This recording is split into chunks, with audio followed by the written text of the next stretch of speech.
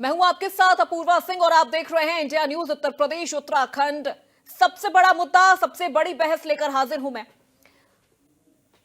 आज हम आपके हर मुद्दे को उठाएंगे, आपसे जुड़े हर मुद्दे पर रहती है हमारी पैनी नजर। आज की बड़ी बहस में हम बात करेंगे देश भर में वक्फ संशोधन विधेयक के खिलाफ हो रहे विरोध प्रदर्शन की, औरंगजेब की कब्र को लेकर चल रही सियासत पर।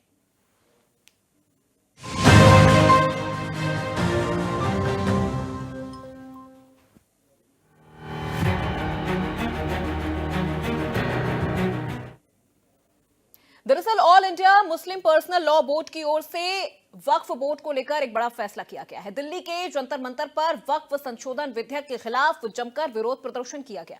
काफी संख्या में मुस्लिम समाज के लोग जंतर मंतर पर इकट्ठा होकर वक्फ संशोधन विधेयक के विरोध में धरना दिया।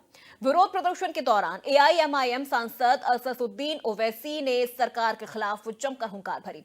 ओवैसी यहां तक कह गए कि यह बिल वक्फ की जायदाद को बचाने के लिए नहीं है, बल्कि वक्फ की जायदादों को खत्म करने के लिए है। वहीं इस बीच महाराष्ट्र में औरंगजेब की कब्र को लेकर सियासत शुरू हो गई है। एक तरफ जहां वक्फ संशोधन बिल को लेकर सरकार की नीयत पर सवाल उठाए जा रहे हैं, तो दूसरी तरफ औरंगजेब की कब्र पर कार सेवकों की कब्र को हटाने की चेतावनी पर सियासत शुरू हो गई है। आज हम इन्हीं दोनों मुद्दों पर बड़ी बहस में चर्चा करेंगे। उससे पहले हम आपको दिखाते हैं इंडिया न्यूज की ये खास रिपोर्ट, फिर मेहमानों का रुख करेंगे और फिर चर्चा की शुरुआत करेंगे। को लेकर के दिल्ली के जंतर मंतर पर all India Muslim personal law board का एक बड़ा धरना प्रदर्शन चल रहा है, तो वहीं दूसरी तरफ सरकार बार बार ये बात कह रही है कि मुसलमानों को गुमराह करने की विपक्ष कोशिश कर रहा है। आखिरकार क्या है इस वक्फ बिल में ऐसा जिसको लेकर ये घमासान मचा हुआ है? हमारे साथ बातचीत करने के लिए वरिष्ठ मुस्लिम धर्मगुरु मौलाना सुफियान निजामी जी हैं। हजरत, सबसे पहले तो जो all India Muslim personal law board का प्रोटेस्ट चल रहा है इस वक्फ एक्ट के अमेंडमेंट को लेकर के, इसको कैसे देखते हैं और क्या कुछ आपको ज़रूरत दिखती है? देखिए, प्रोटेस्ट और एहतजाज हमारा फंडामेंटल राइट है। जब सरकारें बहरी हो जाएं और मुसलमानों की आवाज़ उनको सुनाई ना दे, मुसलमानों के मसाइल सुनाई ना दे, तो कॉन्स्टिट्यूशन ने और मानने का, एहतजाज करने का, प्रोटेस्ट करने का, तो वही रास्ता बचता है और वही रास्ते को हमने इख्तियार किया है। जिस तरीके से वक्फ बिल विपक्ष और मुसलमानों के तमाम मिली रहनुमाओं, तमाम स्टेक होल्डर्स को नज़रअंदाज करके, उनकी राय को नज़रअंदाज करके आरन फानन में उसको मंजूर किया गया, उसको टेबल किया गया, यकीनी तौर पर ये कहीं ना कहीं संविधान और आईन और जमहूरियत के ख़िलाफ़ एक कदम है। आखिरी सवाल, किरण रिजिजू जो अल्पसंख्यक कल्याण मंत्री हैं वो ये बात कह रहे हैं, कल एक रोज़ा अफ्तार पार्टी में वो गए थे, वहाँ पर जब पत्रकारों ने उनसे सवाल किया तो उन्होंने कहा कि अपोजिशन एक भ्रम फैला रहा है कि वक्फ की ज़मीनें मुसलमानों से छीन ली जाएंगी, और ये सारी जो बातें हैं इनमें कोई भी ऑथेंटिसिटी नहीं है, कोई भी सच्चाई नहीं है। ये अपोजिशन और तमाम जो दूसरे तथाकथित जो धर्मगुरु हैं वो इस बात को लेकर के एक प्रोपेगेंडा बना रहे हैं। देखिए, किरण रिजिजू साहब अल्पसंख्यक कल्याण मंत्रालय के एक अहम जिम्मेदार हैं और वो एक अहम ज़िम्मे पे हैं। मुसलमानों के मसाइल को हल करना उनकी ज़िम्मेदारी है, मुसलमानों के मसाइल को सुनना उनकी ज़िम्मेदारी है, मुसलमानों के लिए स्कीमें बनाना उनकी ज़िम्मेदारी है, मुसलमानों के अपलिफ्टमेंट की सोचना उनकी ज़िम्मेदारी है। अगर वो अपना काम सही से और ईमानदारी से कर लें तो यकीनी तौर पर विपक्ष को उन पर हमला करने की ज़रूरत ना पड़े। सवाल तो इस बात का है कि अगर वही मुसलमानों के मसाइल को हल करने के बजाय मुसलमानों के मसाइल को उलझाने की बात करें तो यकीनी तौर पर विपक्ष को मौका मिलेगा। और विपक्ष जो कुछ कर रहा है, सरकार जो कुछ कर रही है, वो उनका अपना पर्सनल मैटर है, लेकिन बहरहाल वक्फ अमेंडमेंट बिल किसी भी तरीके से मुसलमानों को काबिल कबूल नहीं है।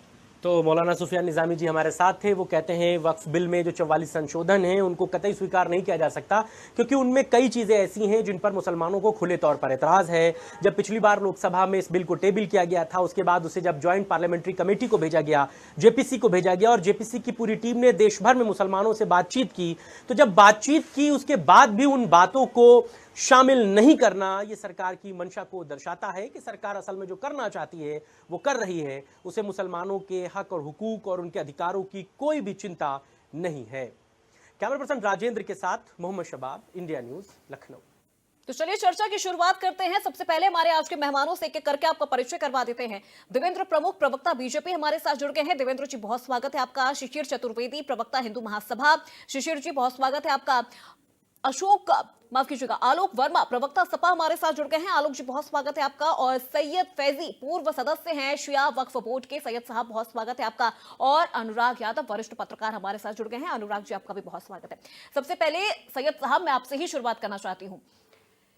वक्फ बोर्ड को लेकर जो ये पूरी लड़ाई छिड़ गई है, इसमें पारदर्शिता की बात कही जा रही है। अगर हम बात करें पुराने वक्फ बिल की, तो जो उसमें संशोधन किया गया है, जिक्र आर्टिकल 40 का हो रहा है, कई करप्शन भी सामने आए हैं। अब अगर इसमें बदलाव किया गया है, अब इसमें पारदर्शिता की बात की जा रही है, तो ये बिल आपको मंजूर क्यों नहीं हो रहा है? नाम वाम तो सही किया करो तुम लोग यार। जितेंद्र वर्मा नाम है, हा? कम से कम आप लोग टाइम लेते हो तो इन चीजों में ध्यान दो। जी बताइए। हाँ बेटा, टिकट चाहिए, पापा का बिल है। सैयद साहब, आपसे सवाल है मेरा।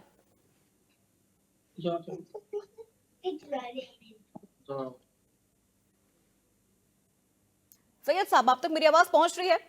जी जी, आवाज आ रही है। जी बिल्कुल। सैयद साहब, आपसे सवाल है मेरा कि आखिर ये जो संशोधन हुआ है इस बिल में, ये मंजूर क्यों नहीं हो पा रहा है? क्योंकि अब इसमें तो पारदर्शिता की बात कही जा रही है। आर्टिकल 40 का अगर हम जिक्र कर ले, वक्फ बिल को लेकर, जो पुराना वक्फ बिल था उसमें आर्टिकल 40 को लेकर जो जिक्र होता है, तो अब उसमें तो बदलाव हुआ है, पारदर्शिता की बात की जा रही है, ट्रांसपेरेंसी आएगी, फिर ये चीजें क्यों नहीं मंजूर की जा रही है?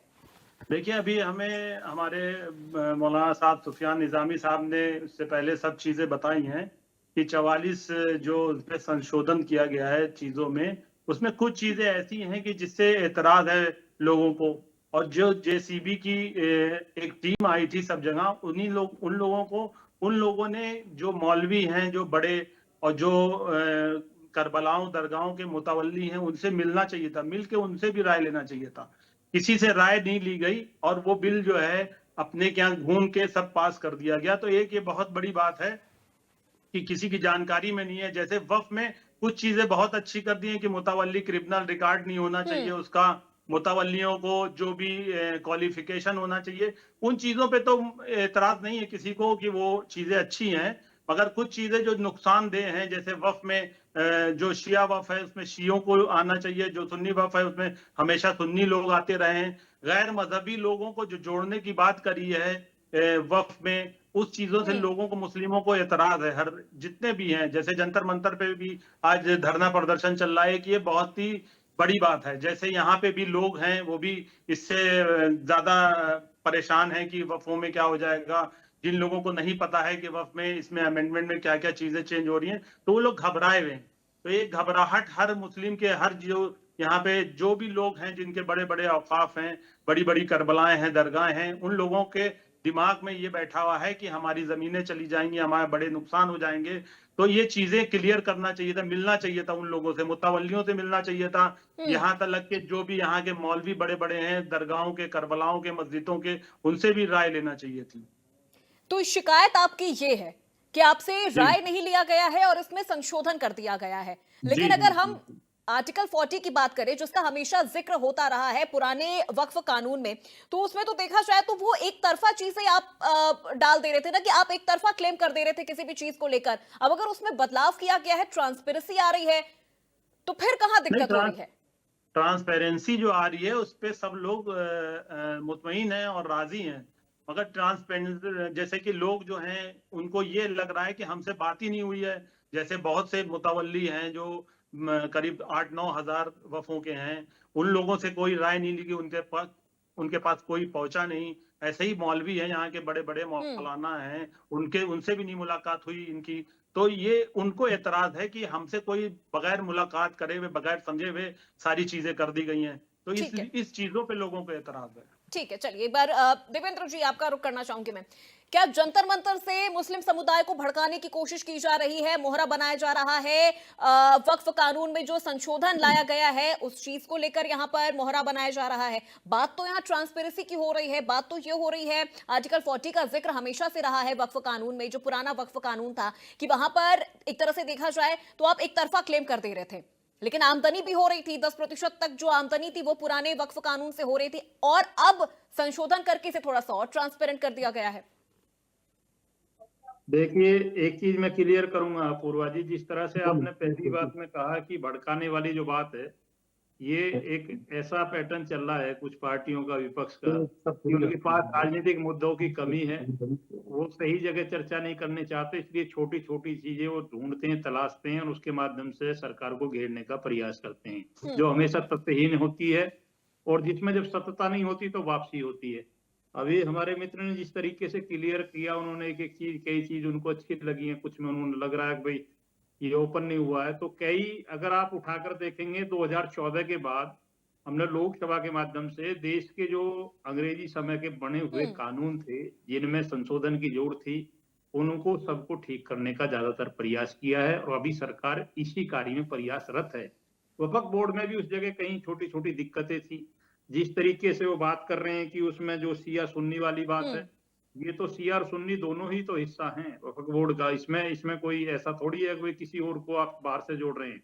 हाँ, जहां आपकी बात सुनने की है तो उसे सुना जाएगा, आप रख सकते हैं। कोई ऐसा कानून हमारी सरकार नहीं बनाती कि जिसकी चर्चा ना हो, जिसकी चर्चा हम ना करते हों, जो संवैधानिक ना हो, संविधान से चलने वाली, लोकतंत्र से चलने वाली। और सबसे बड़ी बात यह है पूर्वा जी कि विधेयक आने के बाद ही कानून जो है वो तय होते बनते हैं, ये कोई ऐसा लेकिन देवेंद्र जी ओवैसी साहब तो कह रहे हैं कि हम इस कानून को मानेंगे ही नहीं, और जब तक हमें हमारा पुराना वाला वक्फ कानून नहीं मिल जाएगा हमारा प्रदर्शन जारी रहेगा। इस तरह से तो कल को कोई आके ये कह दे कि ये मस्जिद नहीं है, ये मंदिर है, वहां पर कलेक्टर जांच बिठा देंगे तो फिर वो मस्जिद हमारी संपत्ति नहीं रहेगी, हम वहां नमाज नहीं पढ़ पाएंगे।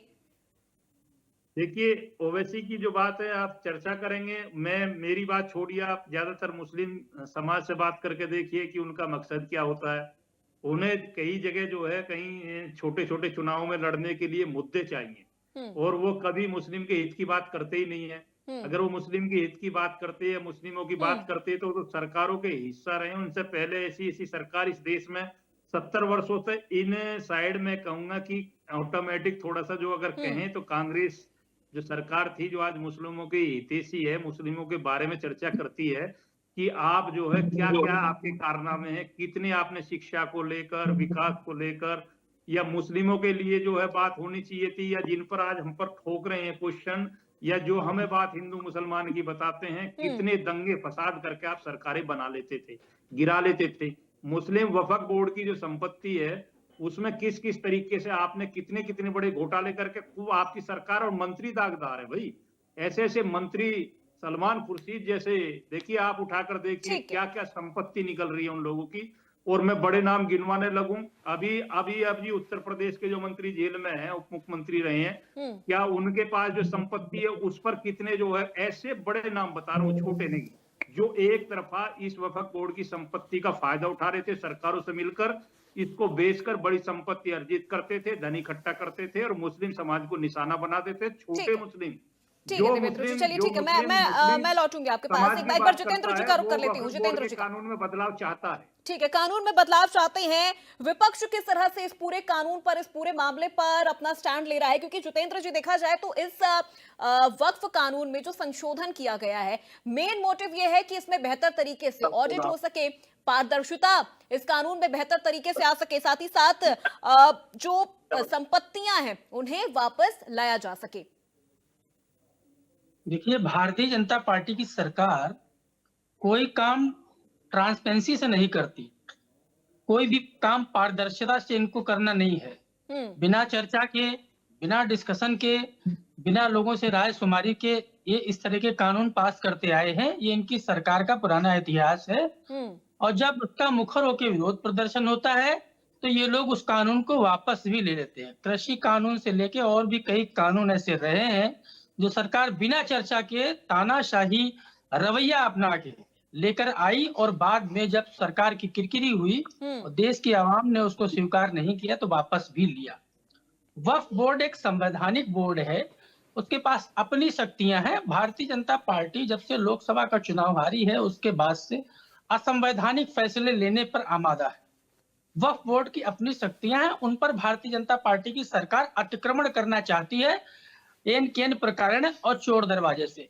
इसलिए इस तरीके के कानूनों को लाने के लिए जो असंवैधानिक प्रयास भारतीय जनता पार्टी की सरकार कर रही है। अब इनका कहना है कि वक्फ बोर्ड में वो गैर मुस्लिम भी लोग रहने चाहिए। क्या राम मंदिर ट्रस्ट में किसी मुस्लिम को सदस्य बनाएगी भारतीय जनता पार्टी की सरकार? तो ये लोग केवल हर चीज में हिंदू मुसलमान का रंग देने की कोशिश करते हैं।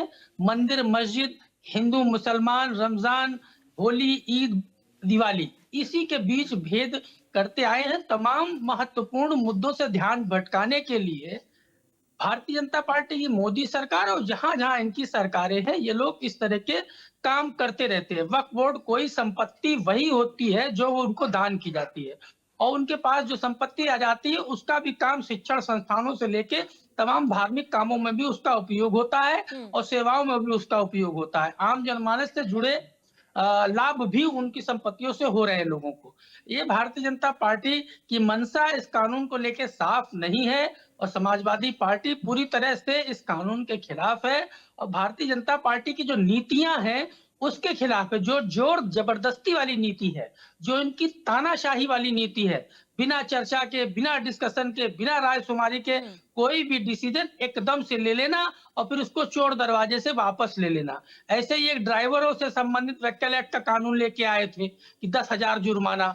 अरे एक्सीडेंट हो जाएगा, वो आदमी अपनी जान बचाएगा या जिसका एक्सीडेंट हुआ है उसको बचाने के प्रयास में फंस के 10 साल का 10,000 का जुर्माना बनेगा। तो ये चीज है। तो भाजपा की नीयत साफ नहीं है। ठीक है जितेंद्र जी, लेकिन अब देखिए, अब जिस तरह से प्रदर्शन हो रहा है, जंतर मंतर पे विरोध किया जा रहा है, इस प्रदर्शन को देख के हमें वो शाहीन बाग वाला किस्सा याद आ जाता है सर। वैसी स्थिति ना हो जाए, वैसी स्थिति ना हो जाए, शाहीन बाग ना बन जाए दिल्ली फिर से। देखिए, ये तो भारतीय जनता पार्टी की, आप समझ लिए, नीतियां ही ऐसी हैं कि तोड़ो फोड़ो और राज करो। लेकिन अब ये नीतियां समझ आ रही है जनता को, तो धीरे धीरे इनका घट रहा है।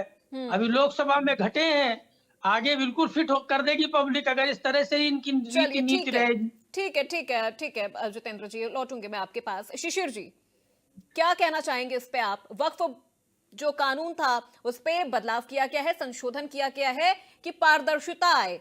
वो जिस तरह से एक तरफा दावा कर देते थे किसी भी संपत्ति पर, उन चीजों में पारदर्शिता है। लेकिन विपक्ष तो कह रहा है कि ये तो साहब लड़ाने और मारने काटने वाली बात हो गई है। देखिए, वक्फ वो भूमाफिया है जो पूरे देश में गरीबों के हकों को लूटती है, सरकारी जमीनों को कब्जा करती है, मंदिरों की जमीनों को कब्जा करती है। जो वाजिब जमीनें वक्फ बोर्ड को मिली उसका दुरुपयोग करती है और उसका लूट खसोट का पूरा काम और जिम्मेदारी वहां पर बैठे सैयद और पठान करते हैं। छोटी जात के जो मुसलमान हैं उनके साथ भी वो दोहराव करते हैं। सच्चाई ये है, इन्हीं सुधारों को करने के लिए भारतीय जनता पार्टी की सरकार इस बिल को लाई है। और वो लोग चैनल पे बैठ के बात कर रहे हैं जो जेपीसी को जेसीबी बोल रहे हैं, उनको ये भी नहीं मालूम है कि जेसीबी और जेसीबी में जेपीसी में क्या फर्क है। ऐसे लोग यहाँ पर आपको यहाँ पर बात बता रहे हैं। अब आते प्रदर्शन नहीं, ये भीड़ तंत्र है। भीड़ के द्वारा कोई भी आप कानून लाए तो पहले ये अपनी भीड़ की ताकत से विक्टिम कार्ड खेलते हैं।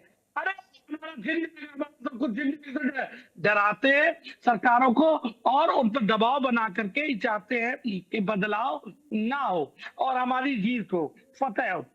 अल्पसंख्यक इनको जितने भी हक मिले आप उनको आजादी से समझिए। पहले इन्होंने इस देश के आजादी के जब जो इन्होंने धर्म के आधार पे बंटवारा करा लिया इसी भीड़ तंत्र के द्वारा, और धर्म के नाम पर इन्होंने पाकिस्तान बांग्लादेश ले लिया। हिंदुओं ने लड़ाई लड़ी, हमेशा कहते मुसलमानों ने लड़ाई लड़ी, तो उसका तो आपने इनाम भी ले लिया पाकिस्तान। लेकिन इस देश के हिंदुओं का विचारों का कोई बात नहीं करता है। हिंदुओं को इस आजादी से क्या मिला? हिंदुओं को गुरुकुल आपने छीन लिए। चलिए ठीक है शिशिर जी, आऊंगे आपके पास। ठीक है, मैं लौटूंगी। अनुराग जी का रुख कर लेती हूँ। ठीक है, मेरी बात पूरी हो जाए। मंदिरों को तोड़ा, आज वजू खाना बना रखा काशी में, उसकी कोई बात नहीं होती है। अब ये अल्पसंख्यक रहे कहां से गए? 20% अल्पसंख्यक का भी फायदा लेंगे, वक्फ बोर्ड के नाम पे भी लेंगे और धर्म के आधार पे भी फायदा लेंगे। लेकिन बहुसंख्यक हिंदू समाज को क्या मिल रहा है इसमें आप बताइए। और ये अल्पसंख्यक करते अली को मारने वाले कौन लोग थे? वहाँ भाजपा के लोग ठीक है संघीय ठीक है रूप से शिशिर जी, ठीक है ठीक है ठीक है सर, इसलिए छोटी छोटी प्रतिक्रिया ले रही हूं अनुराग जी से। अनुराग जी, वक्फ कानून को लेकर जो पुराना कानून है उसमें संशोधन किया गया है, कहा जा रहा है कि हम इसे मानेंगे नहीं। हालांकि ये अभी तक कानून आया नहीं है, सिर्फ संशोधन किया गया है। कहा जा रहा है कि हम इसे मानेंगे नहीं। ये भी कहा जा रहा है कि वक्फ में संशोधन का मतलब संविधान के साथ छेड़छाड़ करना। संविधान तो ऐसी किताब है सर जिसमें मुझे लग रहा है 100 से ज्यादा बार बदलाव हुए हैं, सिचुएशन के हिसाब से, बदलते परिवेश के हिसाब से। तो जब वक्फ की बात हो रही है तो फिर संविधान को यहां पर किस तरह से टारगेट कर दिया जा रहा है? क्योंकि जो जंतर मंतर पे प्रदर्शन हो रहा है, हमने वहां की भी तस्वीरें देखी हैं, तख्तियों पे ऐसा लिखा गया है कि वक्फ के साथ जो संशोधन हो रहा है वक्फ में, उसका मतलब है कि संविधान के साथ छेड़छाड़ करना। देखिए, संविधान के साथ अगर कोई संशोधन किया जा रहा है या हम किसी के हित में सरकार कोई कानून बना रही है या कुछ संशोधन कर रही है, तो निश्चित तौर पर उस वर्ग या उस समाज का भला उसमें निहित होगा। और अगर उस समाज का, उस वर्ग का उसमें भला निहित है तो निश्चित तौर पर वो उसका स्वागत करेगा, विरोध नहीं करेगा। लेकिन जिस तरीके से इस वक्फ बोर्ड में संशोधन का शुरू से विरोध हो रहा है, आप देखिए ज्वाइंट पार्लियामेंट कमेटी के मेंबरों ने इसका विरोध किया। तो आप जिसके लिए बदलाव ला रहे हैं, जिसके लिए परिवर्तन ला रहे हैं, वही समाज, वही वर्ग उसको नहीं चाह रहा है। तो पहला तो एक कारण है कि या तो आप जो संशोधन ला रहे हैं उसके बारे में पूरी तरीके से आपने उस समाज को जागरूक नहीं किया, उसके साथ बातचीत नहीं की, उसके साथ पूरी ट्रांसपेरेंसी आपकी नहीं रही है, जिसको लेकर इसका विरोध हो रहा है। अभी आपने कहा कि संविधान में कई संशोधन किए गए और संशोधनों का स्वागत भी हुआ, क्योंकि वो संशोधन बिल्कुल क्लियर थे, लोगों को समझ में आ रहे थे और उसको लेकर कोई अविश्वास नहीं था। अब ये जो संशोधन ये जिसके लिए किया जा रहा है, जिस वर्ग के लिए, जिस समाज के लिए किया जा रहा है, वही सबसे ज्यादा इसका विरोध कर रहा है। तो कहीं ना कहीं ट्रांसपेरेंसी में कमी है, लोगों में ट्रस्ट नहीं रह गया सरकार के प्रति कि सरकार हमारे हित में काम करने जा रही है। अगर सीधी सी बात है कि जो संशोधन किए जा रहे हैं उसमें बहुत सी ऐसी चीजें हैं जो मुस्लिम वर्ग के हित में है, लेकिन बहुत सी ऐसी चीजें हैं जिनको लेकर एक प्रश्न चिन्ह भी खड़ा है। तो सरकार का ये कर्तव्य है कि उन चीजों को, उन डाउट्स को भी क्लियर करे। और लेकिन अगर अनुराग जी, बात तो यहाँ ट्रांसपेरेंसी की हो रही है ना, बात तो ये हो रही है कि एक बेहतर तरीके से ऑडिट किया जा सके।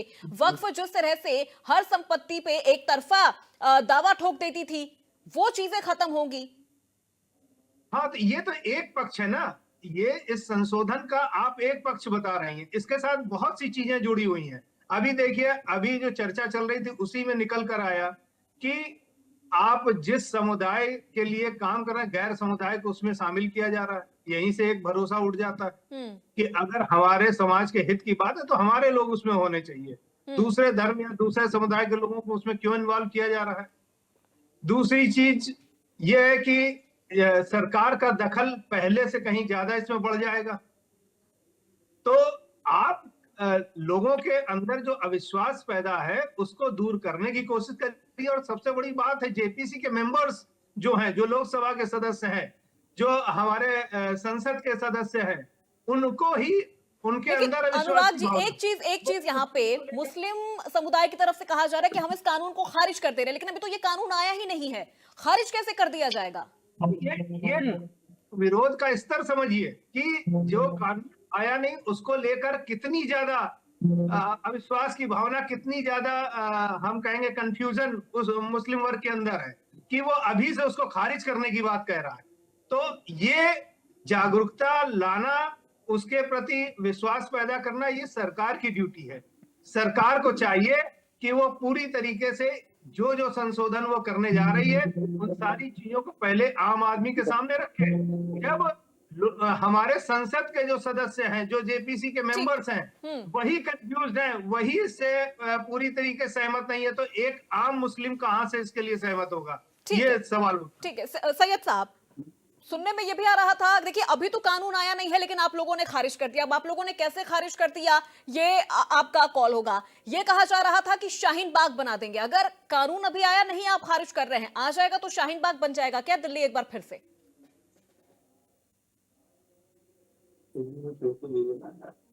सैयद साहब जी, हेलो जी, आवाज मेरी आवाज पहुंच रही आ है रही आप है? तक? जी, जी पहुंच रही है। सवाल मेरा ये था कि कानून अभी तक आया नहीं, आप लोगों ने खारिज कर दिया, आ जाएगा तो ये भी बातें हो रही थी कि शाहीन बाग बना देंगे हम दिल्ली को। क्या दिल्ली एक बार फिर से शाहीन बाग बनेगी? देखिए, जो लोग धरना प्रदर्शन में वहां बैठे हैं, उन लोग की क्या मंशा है क्या नहीं है ये तो हम लोगों को पता नहीं है, मगर जो वक्त में चेंजिंग हो रही है वो अभी आई नहीं है, जैसे आपने अभी बताया, तो वो चीज सही है। पहली बात तो अभी तक के जो वक्फ बोर्ड है उसमें भाजपा का कभी भी कोई रोल ही नहीं रहा। 20 साल से गवर्नमेंट सपा की रही, बसपा की रही, उन्हीं के चेयरमैन रहे हमेशा। जो भी घोटाले करते हैं, चेयरमैन करते हैं सारे, सब उनको करना चाहिए पहले चीजों को सही। और जो भी जैसे इल्जाम अभी हमारे भाई साहब ने लगाया कि भाजपा की गवर्नमेंट में हुआ, भाजपा के पास तो अभी तक के चेयरमैन ही आई नहीं है कि उनका कोई आदमी चेयरमैन बना हो। मेन चीज है कि जो सपा के लोग थे हमेशा से वही चेयरमैन बने रहे, उसके बाद बसपा आई तो बसपा के बने रहे, फिर सपा आई, सपा के बने रहे। अभी भी जो चेयरमैन हैं वो भी उसी गवर्नमेंट के हैं, कोई भाजपा का कोई भी नहीं है। तो ये चीज जो इल्जाम लगा रहे हैं बीजेपी पे वो गलत लगा रहे हैं। पहली बात तो जो अभी तक के जेपीसी की जो बैठक हुई है उसमें अभी तक के कोई बिल पास ही नहीं हुआ है, अभी ना पेश हुआ है, पहले ही से हंगामा हो रहा है। और जो वक्फ की चीजें हैं, जैसे ये लोग कहा जाता है कि पहले नंबर पे वक्फ बोर्ड की जमीन सबसे ज्यादा जो रेलवे के पास है, उससे उसके बाद जो सेकंड नंबर है वो आर्मी के पास है, थर्ड नंबर वक्फ है। तो वक्फ जो है, जैसे इल्जाम लगाया जा रहा है अपने जमीनें सबकी हड़प ली है, वक्फ की जमीनें इतनी खुद हैं कि दूसरों ने हड़पी है, वक्फ ने किसी की जमीन ही नहीं हड़पी है। और डीएम हमेशा से उसका अध्यक्ष होता है जितने भी वक्फ होते हैं, तो डीएमओ होता है, उसके ऊपर सारी जांच होती है, सारी चीजें होती हैं, तो कोई चीज हड़प ही नहीं सकता है। यहां तक के वक्फ की जमीनें आज तक के गई हैं, वक्फ ने किसी की जमीन नहीं ली है अभी तक के।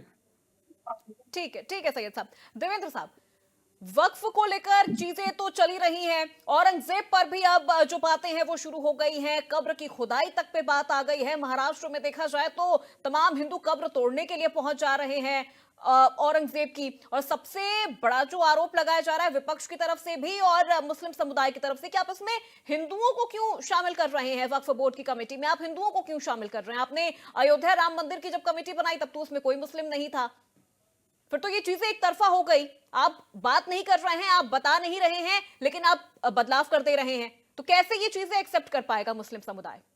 गंगा जमनी तहजीब है ये। देखिए पूर्वा जी, एक चीज और क्लियर करूंगा मैं पहले तो, कि जिस तरह से डिबेट चल रही है, जब हम तब की बात कर रहे हैं, तथात्मक तरीके से जो है यहाँ चर्चा हो रही है, तो जिस तरीके की कानून की या बदलाव की जो बात आ रही है वो सैयद साहब ने भी कर दी, क्लियर रखी। अभी हमें तो मौका भी नहीं मिला, पहली सरकार जो है, जांच का विषय है। अगर आज सरकार इस पर गंभीर है तो क्यों है? संपत्ति जो है ये सारे देश को पता है कि वक्फ बोर्ड की संपत्ति है वो विवादित हैं, उसमें सुधार होना जरूरी है। और बड़ी बात ये कहता हूं कि सर्वेक्षण की जो बात है, एक एक मुस्लिम समाज से पूछा गया है, नोटेड सब बात हुई है, और बड़ी संख्या में इसके समर्थन में भी लोग थे। और वक्फ बोर्ड की जो संपत्ति है, मैं फिर आपको कहता हूं कि वो कुछ ऐसे लोगों के अधीन पड़ी हुई थी, ऐसे लोगों के हाथ में थी जो उसका मिसयूज कर रहे थे, बेच रहे थे, और मुसलमानों का नाम लेकर सिर्फ सिंगल और सिंगल, चाहे वो कोई छोटी क्षेत्रीय पार्टियां हो, अखिलेश जैसी पार्टियां हो, सपा की हो या कांग्रेस की पार्टी हो, उनके बड़े नेताओं के मैंने आपको नाम बताए। और फिर मैं आपको क्लियर करता हूं कि मुस्लिम लोगों ने मुकदमे दर्ज कराए खुद, जिनका अब सामना कर रहे हैं, आजम खान जैसे कर रहे हैं, और बड़ी संख्या में स्कूलों के नाम पर या ट्रस्टों के नाम पर वक्फ बोर्ड की संपत्ति से धन इकट्ठा कर कर सरकारों ने अपने खजाने भरे हैं। उसकी जांच की जरूरत है और उस जांच को होने दीजिए। कानून जो है वो घर में नहीं बनता। फिर बताता हूं कि वो विधेयक आता है, वो बनते हैं आपके लोकसभा में बनते हैं, राज्यसभा में बनते हैं, और उसके बाद जो विधानसभा में बनते हैं, प्रदेश स्तर पे बनते हैं, तो विधानसभा की जरूरत पड़ती है। ये तो लोकसभा का विधेयक आना है, कानून उन्हीं सांसदों से बनेंगे, उन्हीं की सहमति से बनेंगे जिनकी आप चर्चा कर रहे हैं। और जब बनकर आएगा तो आपको क्लियरिटी एक एक चीज होगी, और उसमें कमेटी बनी हुई है, टीम बनी हुई है, सारी एक एक चीज ओपन आ रही है। डिबेट के माध्यम से इधर उधर से जो भी सर्वेक्षण हो रहे हैं उनकी रिपोर्ट को सरकार देख रही है। थोड़ा इंतजार कीजिए। धमकी देना कि शाहीन बाग बना देंगे या उड़ा देंगे, बमबाजी, फलाना ठीक ढिकला, है ये सब देवेंद्र कुछ जी, नहीं है, लेकिन nothing है। फिर औरंगजेब का भी तो मुद्दा हम नहीं छोड़ सकते ना। किस तरह से औरंगजेब पर भी जो चीजें चल रही हैं, वीएचपी औरंगजेब की बिल्कुल बात आक्रामक हो गया है, कब्र तोड़ने की देखिए, बात कही जा रही है। अपूर्वा जी, औरंगजेब को लेकर कौन आया था बीच में? औरंगजेब जैसे आक्रांताओं की चर्चा आप करेंगे, सपा के नेता करेंगे और उन्हें महान बताएंगे, जिन्होंने अपने पिता को एक गिलास पानी के लिए इस तरह तड़फाया था कि उन्होंने लिखकर भी वो गए थे कि तुमसे तो कहीं बढ़िया वो हिंदू हैं जो अपने पितरों को मरने के बाद भी जल देते हैं, पूजते हैं। तो इससे बड़ी नसीहत क्या होगी? अपने ही भाई के सर को कटवा कर और थाली में सजवा कर अपने पिता को भेज देना, उससे बड़ा आतंक। वो बात हिंदू की छोड़िए, आप मुसलमानों से पूछ कर देखिए ना। उन लोगों को महान बताते हो आप लोग और कहते हो कि हिंदू मुसलमान की बात। अरे कहीं ना कहीं तक शर्म आनी चाहिए। क्षेत्रीय पार्टियां राजनीति करती थी, वोट की राजनीति करती थी। मुसलमान सिर्फ वोट के लिए यूज किया, चाहे कांग्रेस हो या सपा हो। मुझे डंके की चोट पर सैयद साहब बैठे हैं, सर्वेक्षण करा लेंगे, कहने में कोई दिक्कत नहीं है। भारतीय जनता पार्टी स्पष्ट राजनीति कर रही है, जितने नियम लेकर आ रही है, कानून व्यवस्था लेकर आ रही है, सुशासन लेकर आ रही है। मुसलमानों को बराबर से ज्यादा दिया जा रहा है। जितना हिंदू का नहीं है उससे ज्यादा मुसलमान ले रहा है। उत्तर प्रदेश की स्कीम चेक करो, पूरे देश की स्कीम चेक करो, कहां हमने अलग कर दिया मुसलमान को? जो दंगे में क्या मुसलमान जवाब देना 4-4 चाहेंगे? आखिर इतना हमें बता रहे महिमामंडन दंगे हो उत्तर क्यों रहा प्रदेश है में हुए हैं, औरंगजेब को लेकर? क्या उसमें मुसलमानों का नुकसान नहीं होता था? आज ठीक है मुसलमान देवेंद्र जी, सुरक्षित नहीं है। जवाब ले कानून लेते हैं, व्यवस्था जवाब हो ले या लेते हैं कोई भी जितेंद्र जी चीज। से। विपक्ष आखिर बहुत ज्यादा देखिए हमलावर हो गया है। औरंगजेब का जब जिक्र होता है तब कहा जाता है कि देखिए गड़े मुर्दे उखाड़े जा रहे हैं। अब तो कब्र ही सीधे तोड़ने पर आप आमादा हो गए हैं। जितेंद्र जी, इतना महिमामंडन क्यों औरंगजेब का? देखिए, भारतीय जनता पार्टी 2014 में औरंगजेब को लेके आई थी और उनको लाने वाले कई सौ साल बाद जीवित करने वाले हमारे मोदी जी थे, जो उस समय प्रधानमंत्री पद के दावेदार थे। तो औरंगजेब का जितना महिमा मंडन भारतीय जनता पार्टी के नेताओं ने मंच से किया है, तो जो कई सौ साल पहले मर गया उससे इतना प्रेम क्यों है? नहीं देखिए औरंगजेब महिमामंडन के तो नहीं समय किया, महिमामंडन तो नहीं किया जितेंद्र जी, महिमामंडन तो नहीं किया, महिमामंडन तो नहीं किया। गलत चीज नहीं सुनूंगी, गलत चीज नहीं सुनूंगी। औरंगजेब का महिमामंडन, अरे बीजेपी के स्पोक पर्सन है मैडम, है, वो बैठे हैं, अभी जवाब देंगे। नहीं, मैं आपको बोल रहा हूँ, आप मेरी बात को सुन वो स्पोक्स पर्सन है तो मैं एंकर हूँ सर यहाँ पे। वो स्पोक्स पर्सन है तो मैं एंकर हूँ, मेरे नाम के नीचे स्पोक्स पर्सन लिखा है। सबके साथ बोलिए। ये बार ये चीजें जो सपा, एक मिनट सर, एक मिनट, सपा के तमाम जो प्रवक्ता एंकर्स को स्पोक्स पर्सन बना देते हैं ना बीजेपी का, ये चीजें तो आप पहले बंद करिए, ये चीजें आप पहले बंद करिए। हमें ना बोलने की कसम है क्या आप लोग? अरे आपको मौका, आप कह रहे महिमामंडन, हमने तो नहीं सुना सर। क्या आप लोगों? आपके सहयोगी अबू आजमी साहब महिमामंडन कर रहे थे सर, महिमामंडन तो वो कर रहे थे। बोलने नहीं दे रही, देश सुन रहा है कि आप हमें बोलने नहीं दे रहे, और देश ये भी सुन रहा है कि आपके सहयोगी किस तरह से आप अबू आजमी साहब महिमामंडन कर रहे थे औरंगजेब की। सुन रहा है कि आप बीजेपी की तरफ से बोलते हुए दिख रही है। देश सुन रहा है कि मैं बीजेपी की तरफ से नहीं सर, देश की तरफ से बोल रही हूँ, देश की तरफ से बोल रही हूँ। औरंगजेब का महिमामंडन कर रहे हैं सर आप। हटा के प्रवक्ता लिख लो तो ज्यादा अच्छा रहेगा। एक मिनट सर, एक मिनट, ये सपा के तमाम प्रवक्ताओं ने ये कसम खा ली है क्या कि अंकल को हम बीजेपी स्पोक्स पर्सन बना के रखेंगे? मेंबरशिप ले आई हो क्या? एक मिनट जितेंद्र जी, शब्दों पे थोड़ा गौर करिए, शब्दों पे थोड़ा गौर करिए, शब्दों। एक मिनट जितेंद्र जी, मैं बहुत तमीज से आपसे बात कर रही हूँ, बहुत आराम से मैं बात कर रही हूँ। तू तड़ाक में बताइए, तू तड़ाक में बताइए जितेंद्र जी, तू तड़ाक में तो बताइए आप। ये चलता होगा कहीं और, ये चलता होगा कहीं और, मेरे साथ नहीं। तू तड़ाक पे तो बिल्कुल बताइएगा आप मेरे साथ। भाजपा की स्पोक पर्सन की तरह लगातार बोल रही हो तो क्या बोलेंगे आप? तो आप तू तड़ाक में आएंगे, तू तड़ाक में आएंगे आप? क्यों कर रही हो? अब आप मुझे मेरा काम मत बताइए जितेंद्र जी, पहली चीज तू तड़ाक में तो बताइए आप। पूछ रहा हूँ मैं, आप क्यों कर रहे हो? महिमामंडन आपके सहयोगी कर रहे हैं अबू आजमी साहब। बीजेपी का आप क्यों कर रही हो? हमें क्यों नहीं बोलने दे रही हो? अरे तो आप गलत चीज बोलेंगे तो मैं उसमें हाँ में हाँ थोड़े मिला दूंगी, मैं हाँ में हाँ थोड़े मिला दूंगी सर। तो बुलाया मत करो। अगर बोलने नहीं देना है आप ही को बोलना है। गलत जानकारी और बीच देंगे, में गलत बात आप बोलेंगे, बीच सर मैं में काउंटर जो है, करूंगी। को आमंत्रित अब आपको करना मिर्ची है। लग रही है तो फिर अब इसमें आप मेरी बोलो, गलती नहीं है। और जब मैं बोलूं तो बीच में बीजेपी वाले को भी बुलवा दो, तो देश सुनेगा क्या? बोलते रहो आप लोग, देश ये दोनों भी लोग। सुन रहा है सर कि किस तरह से अबू आजमी साहब ने नहीं महिमा नहीं, मंडन देश किया सुन था। रहा है। कैसे आप बीजेपी की दलाली कर रही हो यहाँ पर बैठ के?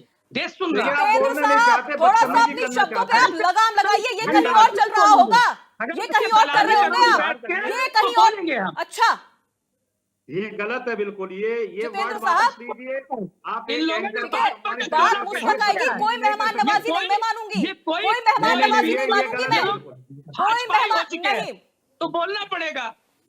अरे आप में क्या बीमारी होगी यार? राष्ट्रीय अध्यक्ष से लेके प्रवक्ता सब एक में बदतमीजी से उतर जाते हैं। एक महिला के साथ, एक अरे एंकर के तुम साथ लोगों इस से तरीके के बदतमीजी वर्ड कौन हो यूज सकता कीजिए। है? आप गोडसे बोलिए ना की हमको। औलादो। अरे हम बोल रहे अरे हैं तो अरे हो गोडसे की जाए। नाजायज औलादो। आपकी जितेंद्र औलाद साहब कोई थोड़ा भी शब्दों पे लगाम आप लगाइए, लोग शब्दों पे बोलते लगाम रहो। लगाइए, अरे आप क्यों टेररिस्ट कहीं के। हो गए भाई? शब्दों पे लगाम लगाइए। आप अरे पार्टियों को छोड़ कम से कम अपने मुखिया की तो बात मानिए, कम से कम अपने मुखिया की तो बात मानिए, जो आप लोगों की बैठकें करवाते हैं और कहते हैं कि आपको संयम के साथ जनता के बीच जाना है।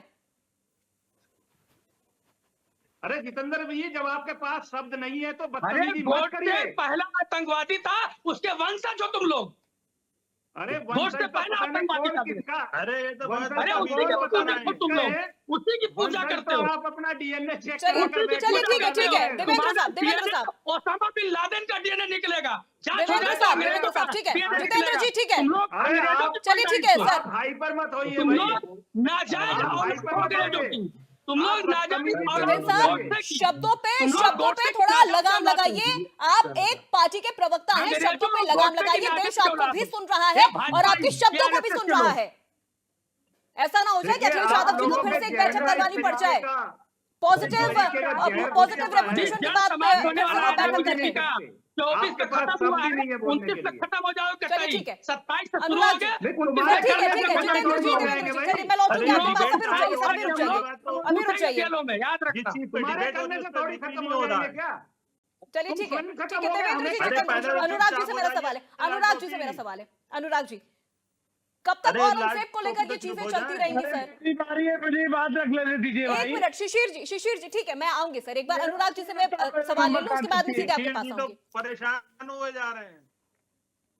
ठीक है अनुराग जी, पहले मुझे तो ये मुझे बात लगता है बताइए। अनुराग जी कि मुस्लिम समुदाय भी कभी औरंगजेब को अपना रोल मॉडल नहीं मानता होगा। किसका सवाल कर रही है? बोलने पूरा सुनाई नहीं पड़ा आपका ठीक है सवाल। अनुराग जी, सवाल मेरा ये है, औरंगजेब को लेकर जिस तरह से महिमा मंडन लगातार विपक्ष की तरफ से किया जा रहा है और वो डिफेंड में भी उतर रहे हैं, उन चीजों को वो डिफेंड भी कर रहे हैं, मुझे नहीं लगता कि मुस्लिम समुदाय भी कभी रोल मॉडल मानता होगा औरंगजेब को। उनके जो मुस्लिम समुदाय वो तो खुद कहता है कि अब हमें ये मत कहिए कि अब हम मुगल के वंशज हैं, ये आप हमें मत कहिए। नहीं, देखिए सबसे बड़ा सवाल ये उठता है कि औरंगजेब एकदम से आ कहां से जाते हैं बीच में।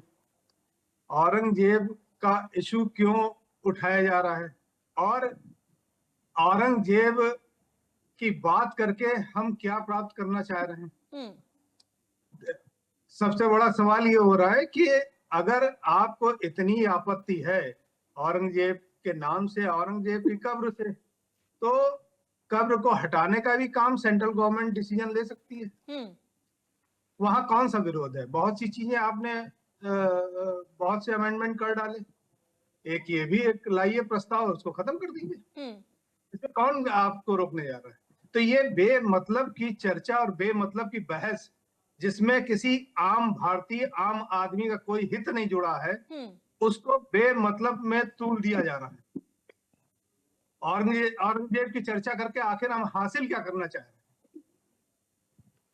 जब औरंगजेब की कब्र से आपको इतनी परेशानी है तो विपक्ष तो उसको हटा नहीं सकता, केंद्र सरकार उसको हटा सकती है, उसको पूरी पावर है, डबल इंजन की आपकी महाराष्ट्र में सरकार है, तो आप क्यों हिम्मत नहीं दिखा रहे हैं? आप क्यों पीछे नहीं हट रहे हैं? और कौन आपका विरोध करने जा रहा है जब आप बहुमत में है सरकार में? आप केवल खाम खा एक तमाशा खड़ा करना चाह रहे हैं राजनीतिक लाभ के लिए। और औरंगजेब, आप क्या इतिहास को झुठला देंगे क्या? जो इतिहास में हो चुका है, कब्र को हटाकर पूरा इतिहास बदल देंगे? तो आप केवल उससे राजनीतिक लाभ लेने के लिए उसको एक मुद्दा बनाए हुए, और इसको आम आदमी समझ रहा है, इसको बहुत अच्छी तरीके से इसको समझ रहा है कि इसमें किसी का भी, ना इसमें मुस्लिमों का कोई हित जुड़ा है, ना इसमें हिंदुओं का कोई हित जुड़ा हुआ है, ना किसी देश के किसी भारतीय का इसमें कोई हित जुड़ा हुआ है। ठीक है, औरंगजेब एक इतिहास की बात है, और इतिहास की बात को आप कुरेद कर उसको एक बार फिर से जिंदा आपने कर दिया है। चलिए, ठीक है अनुराग जी। शिशिर जी, आखिर औरंगजेब का बार बार जिक्र किया जा रहा है, क्या हासिल हो जाएगा? इतिहास नहीं बदल जाएगा, चीजें नहीं संभल जाएंगी, जो इतिहास है उसे इतिहास में ही रहने दिया जाए? जितेंद्र जी, उसके बाद मैं आपके पास रुक करूंगी। शिशिर जी। जी देखिए, ऐसा है, जिनका औरंगजेब की नीतियों से प्यार है वही उसकी आवाज उठाएगा। अब वो आदमी ने उनकी आवाज उठाई जो समाजवादी पार्टी नेता है, उनके कृत और माननीय अखिलेश जी के कृत एक जैसे आप देख लीजिए। औरंगजेब ने अपने चाचा के चुरा मारा, या अखिलेश जी ने अपने पिताजी और चाचा के और बहू के चुरा मारा, दोनों का कृत एक जैसा है। मंच पे माननीय मुलायम सिंह यादव जी से बाइक छीन लिया गया, उनको धक्का दे दिया गया, उनको जीते जी उनकी पार्टी से बेदखल कर दिया गया, तो रिश्ता तो एक जैसा है ना। दूसरी बात, एक मंदिर की बात आई कि वक्फ बोर्ड में गैर मुस्लिम कैसे आएंगे?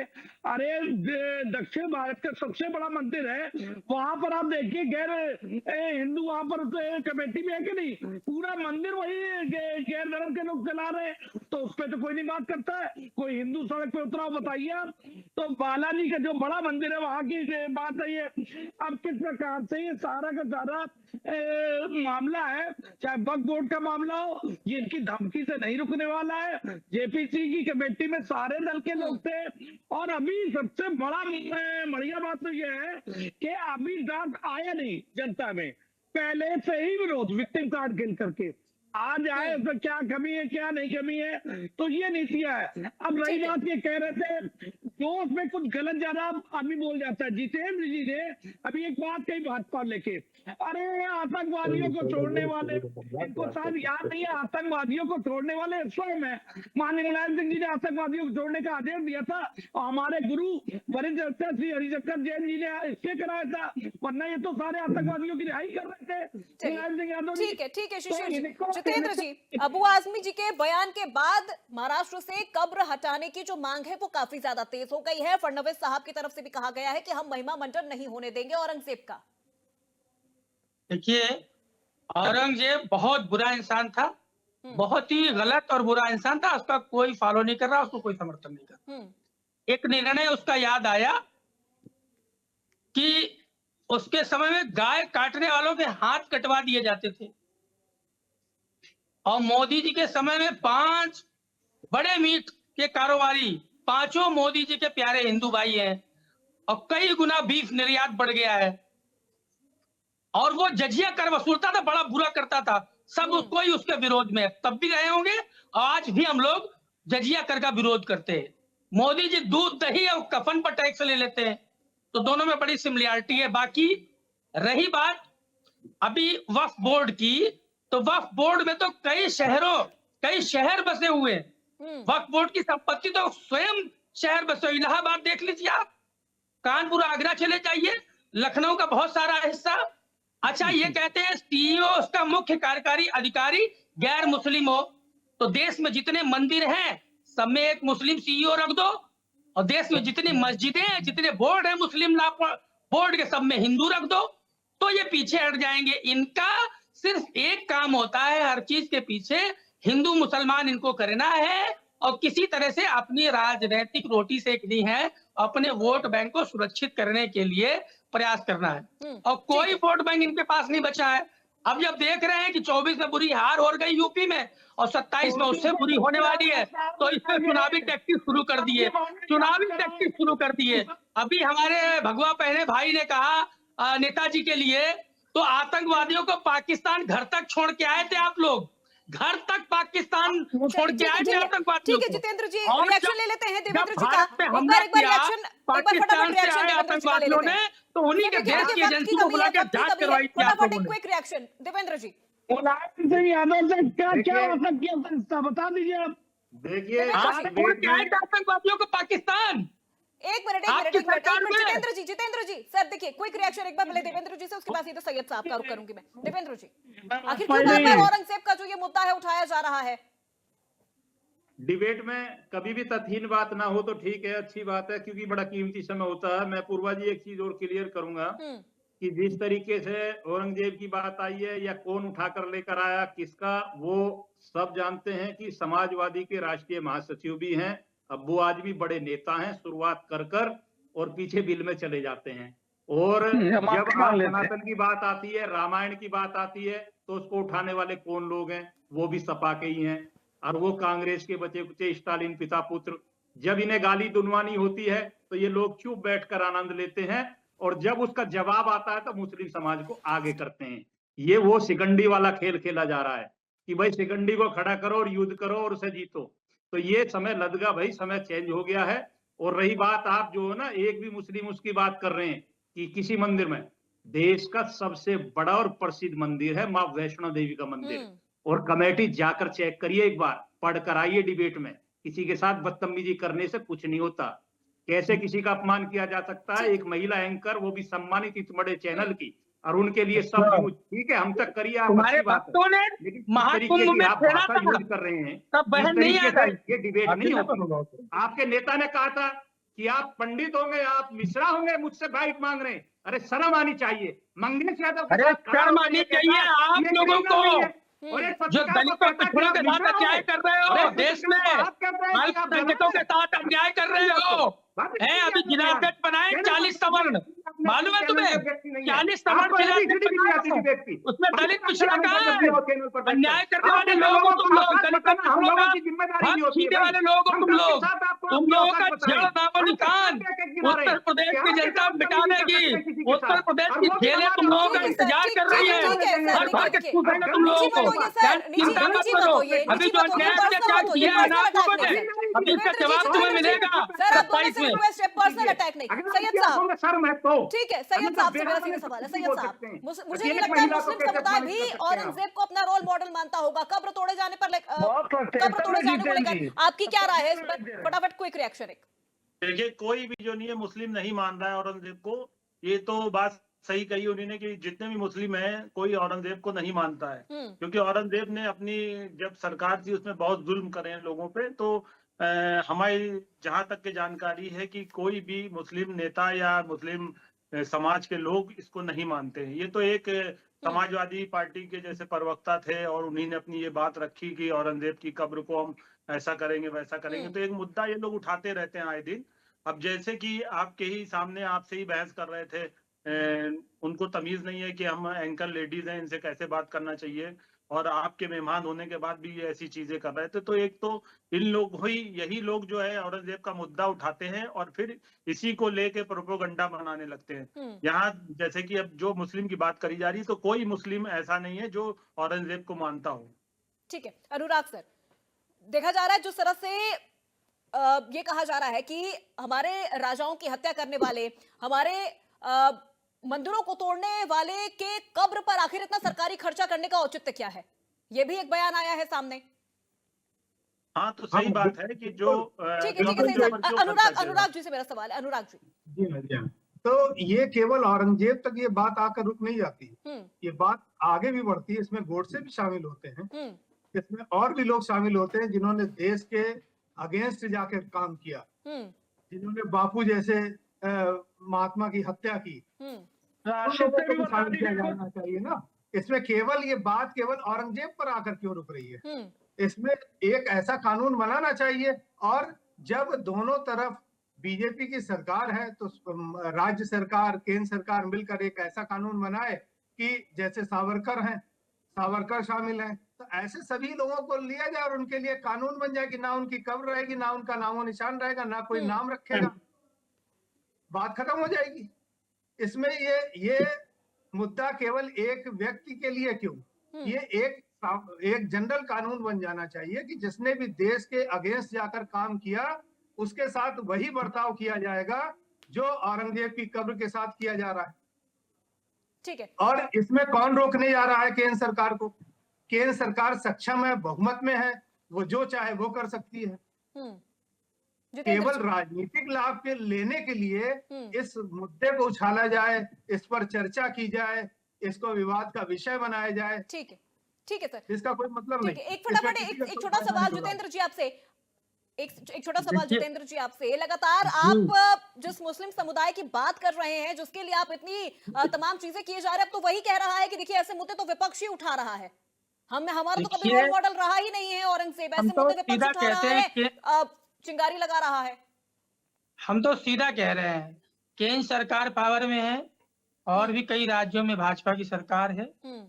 जिन लोगों ने भी देश के खिलाफ काम किया हो, समाज के खिलाफ काम किया हो, उसकी कब्र और जो कुछ उसने बनाया हो, वो सब नष्ट कर दो। ठीक हम है। तो कहते हैं, औरंगजेब ने कुछ बनाया हो, वो बिल्डिंग गिरवा दो, हम्म। उसकी कब्र कहीं जहां-जहां भी हो, हम्म। देख लो जहां-जहां उसका मजार-वजार बनाया हो, वो तोड़ दो। हम्म। हम कहाँ रोक रहे हैं आपको? हम्म। सावरकर ने भी तो माफी मांग ली थी अंग्रेजों से, उनका भी देख लो कहीं कब्र-वब्र हो, उखाड़ फेंको, तोड़ डालो। गोडसे का भी देख लो कहीं कब्र-वब्र हो, उसने महात्मा गांधी को मार दिया था, देश की आजादी में सबसे बड़ा योगदान देने वाले।